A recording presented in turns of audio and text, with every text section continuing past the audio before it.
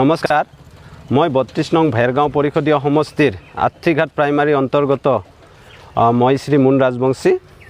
আমি বিগত 17 বছৰে ধৰি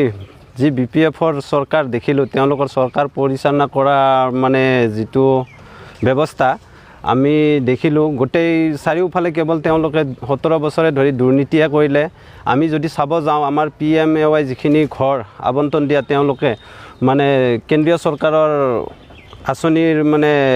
আঁচনিৰ জৰিয়তে আবণ্টন দিয়া PMAY যি ঘৰ এই ঘৰখিনি মানে কাৰো সম্পূৰ্ণকৈ নহ'ল সকলোৰে প্ৰায় বেছিভাগ মানুহৰে ঘৰটো মানে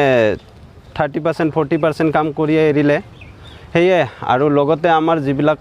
ৰাস্তা ঘাটো দেখিলোঁ আমি প্ৰায় আধৰুৱা হৈ থাকিল কোনো এটা কাম সম্পূৰ্ণ নহ'ল তাৰে পিছত আমাৰ যি মানে নিবনুৱা সমস্যাও সমাধান নহ'ল তো কেওফালে তেওঁলোকে মাত্ৰ দুৰ্নীতি কৰিলে প্ৰত্যেকটা আঁচনিৰ জৰিয়তে দুৰ্নীতিয়ে কৰিলে তেওঁলোকৰ নেতা পালি নেতাসকলেহে দিনক দিনে ধনী হ'ল কিন্তু ৰাইজৰ একো উপকাৰ নহ'ল সেয়ে এই দুৰ্নীতিৰ বিৰুদ্ধে আমি আমাৰ আৰ্থিঘাট প্ৰাইমাৰীৰ সকলো জাতি বৰ্ণ ভাষা নিৰ্বিশেষে সকলো জনগোষ্ঠীয়ে আমি আজি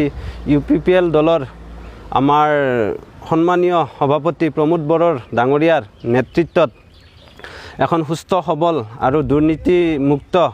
চৰকাৰ পাম বুলি আশা কৰি আমি সকলোৱে UPPL দলত যোগদান কৰিছোঁ আৰু আমি নিশ্চিত হৈছোঁ যে তেওঁৰ জৰিয়তে আমাৰ বিটিআৰ অঞ্চলত এটা সুশাসন হ'ব ৰাইজে তেওঁলোকৰ যিখিনি আঁচনিৰ সুবিধাসমূহ ভালকৈ লাভ কৰিব তো আমি সেয়ে আশা কৰোঁ আৰু